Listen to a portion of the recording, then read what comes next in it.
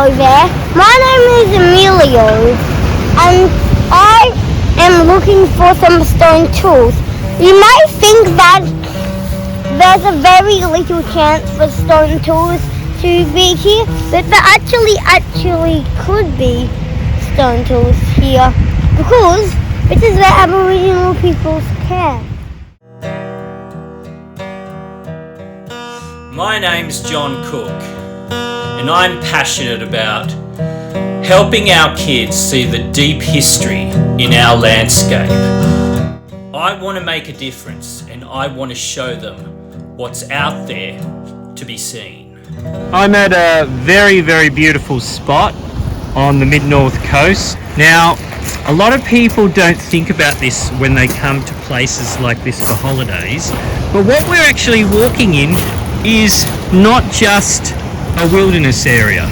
People sort of come to the beach in Australia and they think they're kind of just walking in nature, but this is actually an archaeological site. This place is somewhere that people have been living for thousands of years. Oh, I just found something there. There you go. Bit of settler archaeology for you. I've used my metal detector sinker and various bits of sunglasses and kids' toys. I'll just have a bit of a look at the kinds of tools we find here. Ground edge tool. This is an example of the kind of flakes they were trying to make as cutting blades, and look how amazing that one is. It would cut straight through very easily, just like a knife blade. It is extremely sharp.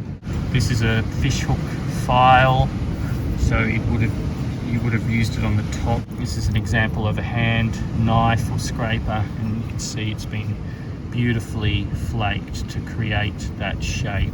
Very expertly flaked. Have a close-up look at me.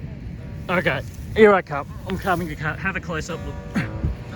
Don't run too fast, mate. We're at Midden in Woolgoolga, and this is where the Gundanglia people would have lived. We can't take tools away, but we can still show people them. This is a core stone, and you can see how it's really old. This is not what it would have looked like if it was new. And you can see there's been chips out of it to make little axes or things. This is a adze, which was used, that they would put a piece of wood through here, around like that, and then they would go like this to shred off bark or make holes, and it's a very perfect example of one. As the sea level rises, we're seeing more and more of these midden sites being revealed by water erosion along the mid-north coast of New South Wales. If you take this as a piece of cake and the different layers as different times, you can see at the bottom there was a lot of occupation. We're seeing the pebbles and the shells that make up the midden, the shellfish shells, where people have feasted for a really long period of time. And then there's nothing but soil in this area, and then there's a tiny sliver of occupation again, and then up here nothing, and then another tiny sliver of occupation again, and then there's more soil there. I have got lots of big rocks, and I've been looking at them and putting them into piles of what have been used and what haven't been used, and then what feel like they've been held. So give us an example of a stone you've put in the section that might have been used by a human being. And this is probably a blade. So we find a lot of stones like that have been broken, and they probably have been, that was possibly a mistake. So it could have been a kid that's been learning to knap tools and make blades. And there's a lot of those ones around. So that kind of thing doesn't happen naturally. It's usually people breaking it. Hello there, and this is an axe, a stone axe that we found near the beach around over there. And you see how it's got little chip marks. And it's sort of smooth here. That's how we know it's not just an accident. It's actually been used and been purposely created. And we found it somewhere over there. And we also found this rock, which has smooth here. So they've used this place for grinding small objects with other stones. And then it has these chip marks from they've made tools out of the chip marks. And then, if you see here,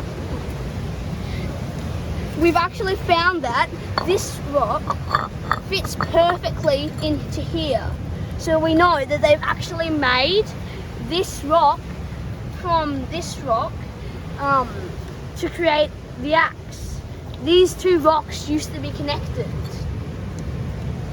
We wanted to show you that Aboriginal people eat the creatures that are inside shells. Yes, and also all the different kinds of things they found here in the ocean. I think they would use one of these to smash a hole in the shell and get out the creature. Yeah, maybe to cut. That one looks like a cutting stone, but maybe something like that for smashing. Yeah, probably. To make those holes in the top, or something else. It's a lovely evening and beautiful weather at the moment, and we're just here having a look around one of the areas that Aboriginal people would have been hanging around, eating food, making stone tools, that sort of thing. Since the last time I came here, which was only like less than a couple of weeks ago, someone has decided to have a fire right at the spot where the midden has been revealed. You can see here I've actually picked up a stone. It would have been used as a scraping and cutting tool. If you have a look really closely, you can see that it's been napped to create that sharp edge. It's a bit of a shame. We just don't have people who understand what they're looking at when they see. I'm going to try and clean up as much of this today as possible. I've got my buckets here and I've got the water. So I've actually gone through and I've taken as many rocks out as possible that were on that top layer that got burnt by the person's fire. This is the rock pile that I've just washed, and you can see the stones are damaged by that fire. There's stuff all through here that's being used. Look at this one. You can see here, I'll give it another wash. You can see here that there's plain surfaces that are geometrical, that they've been using this as a grinding stone. It's not an ordinary rock. I've cleaned these as much as I can, but they've been blackened as a result of that illegal fire. It's not actually legal to light fires here. Emilio has just helped me take all of those stones that were here and we've put them back. People just do not realise that there's deep history all around us, especially when we come to regional areas, and we have to be careful and we have to think about what we're doing. So this is the final part of trying to restore this area. I've just thrown a layer of sand over that. The burn marks are going to be there forever, but that's the best I can do. Anyway, I'm going to go for a swim. The amazing Gumbunya people who lived along this coastline left us many things to contemplate and think about. This is not just a new wilderness. This is a land that is ancient.